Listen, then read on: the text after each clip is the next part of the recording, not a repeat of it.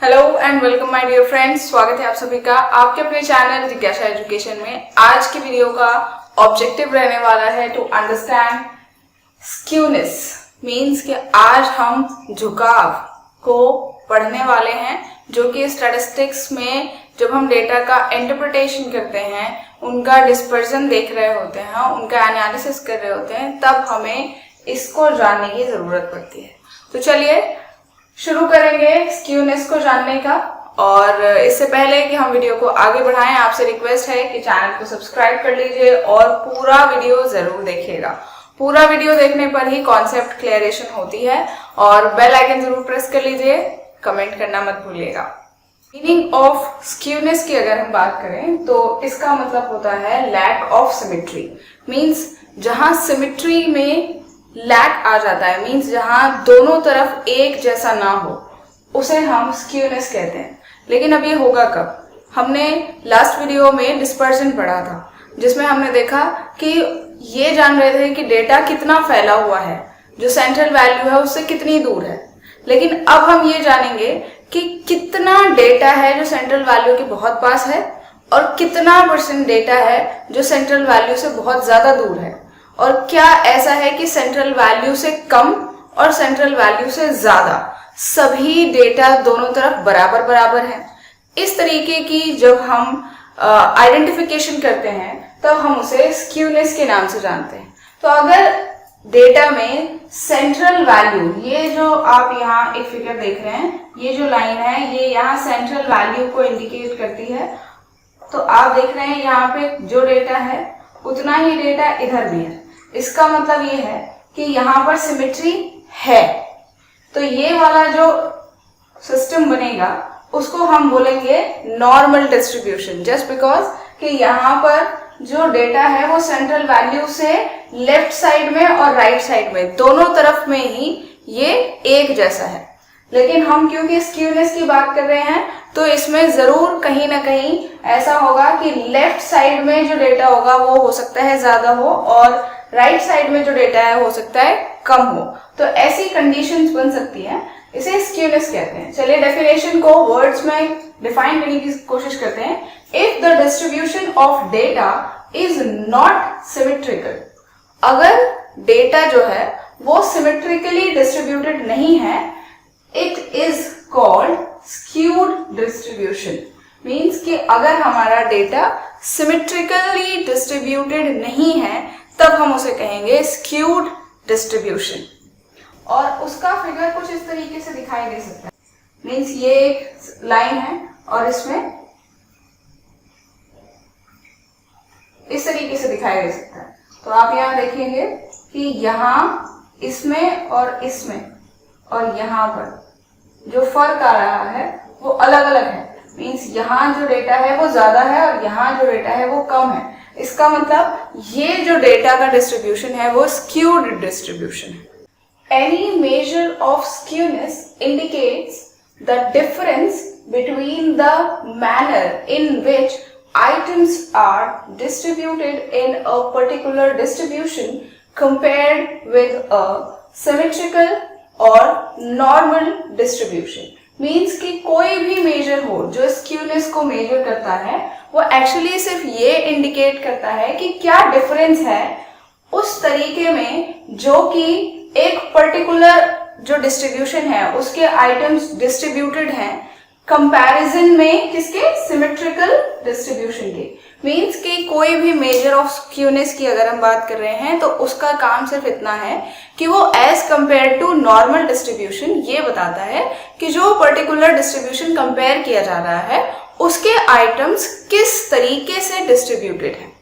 Normal में दोनों तरफ डेटा जो है वो इक्वल रहता है, लेकिन अगर हमारा स्क्यूनेस फाइंड आउट होता है किसी भी डेटा के फैलाव में, तब उसमें may be possible left side में जो डेटा है वो ज्यादा हो सकता है या फिर राइट साइड में डेटा ज्यादा हो सकता है। If skewness is positive, means कि अगर हमारा जो स्क्यूनेस है वो पॉजिटिव है, the frequencies in the distribution are spread out over a greater range of value on the high value end of the curve, means right side, then they are on the low value end.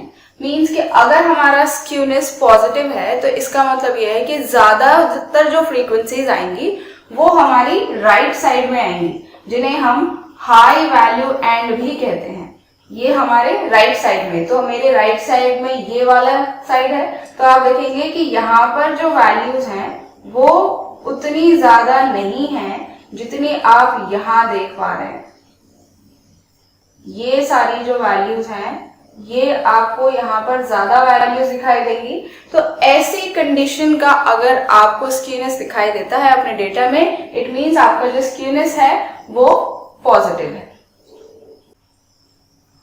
If skewness is negative means कि अगर हमारा skewness negative है तो frequencies in the distribution are spread out over a greater range of value on the low value end of the curve means left side.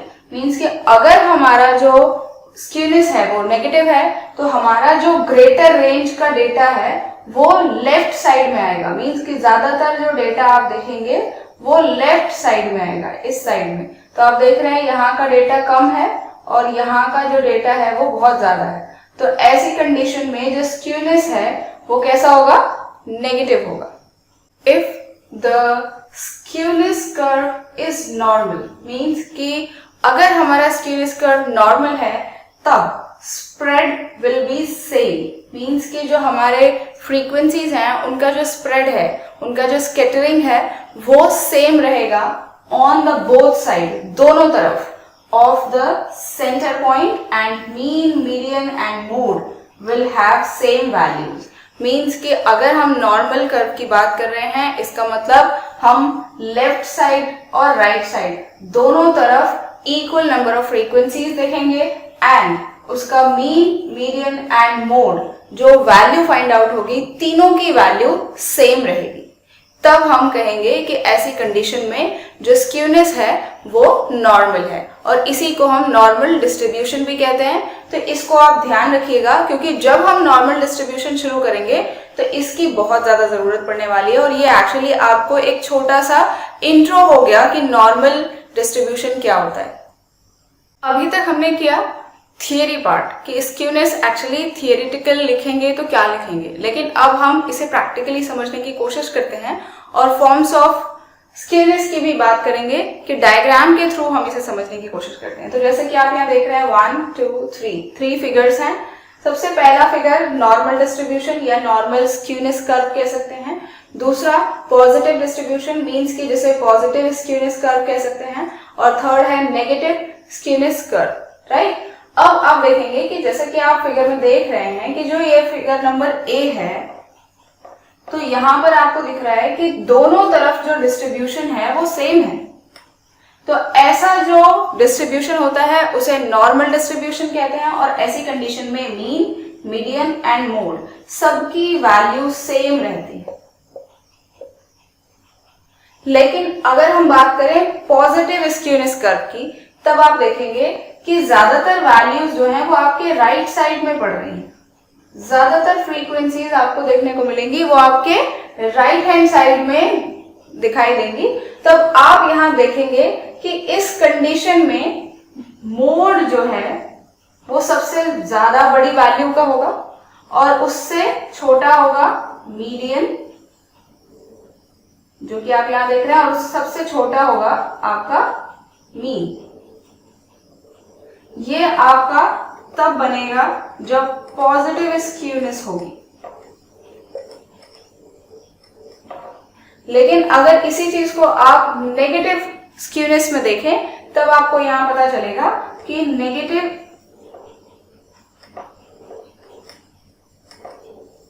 Skewness में सबसे ज्यादा जो value होगी वो मीन की होगी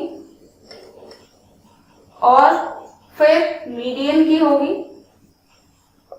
और सबसे लास्ट में होगी मोड की, जो सबसे कम वैल्यू वाला नंबर होगा।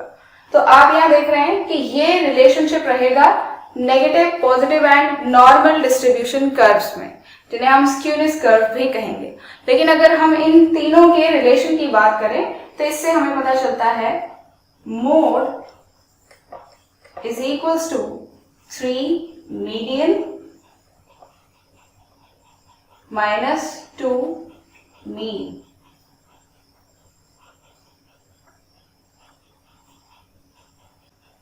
पॉजिटिव एंड नेगेटिव जो हमारे स्क्यूनेस हैं उन दोनों में आपको इस तरीके का रिलेशन देखने को मिलेगा। लेकिन अगर हम बात करें कि मोड, मीडियन एंड मीन, इन तीनों में आपस में किस तरीके का रिलेशनशिप होता है, तो वो होगा mode is equals to 3 multiplied by median minus 2 multiplied by mean. ये होगा आपका क्या, मीन, मोड और मीडियन में रिलेशनशिप। एक्चुअली स्क्यूनेस जो है वो ये शो करता है कि हमारा जो डिस्ट्रीब्यूशन है उसका जो स्प्रेडनेस है, उसकी जो डिस्ट्रीब्यूशन की फ्रीक्वेंसीज का स्कैटरिंग है, जो डिस्पर्जन है, वो किस डायरेक्शन में हो रहा है। किस डायरेक्शन में हो रहा है मींस कि क्या वो राइट साइड में हो रहा है, क्या वो लेफ्ट साइड में हो रहा है। तो इस तरीके का जो डायरेक्शन हमें जानना होगा वो हमें स्क्यूनेस से पता चलेगा। तो उम्मीद है कि आपको स्क्यूनेस का कॉन्सेप्ट बिल्कुल अच्छे तरीके से समझ आ गया होगा कि स्क्यूनेस क्या है। शॉर्ट नोट में आता है, 5 मार्क्स में लिखना होगा, जिसमें आपको 300 के आसपास वर्ड्स आने चाहिए। हालांकि उसमें से 50 वर्ड्स लिखा होता है, बट स्टिल आप कोशिश करें कि आपको 300 वर्ड्स इस पर लिखने आए। तो मिलेंगे नेक्स्ट वीडियो में, और तब तक के लिए पढ़ते रहिए, अपना ध्यान रखिए।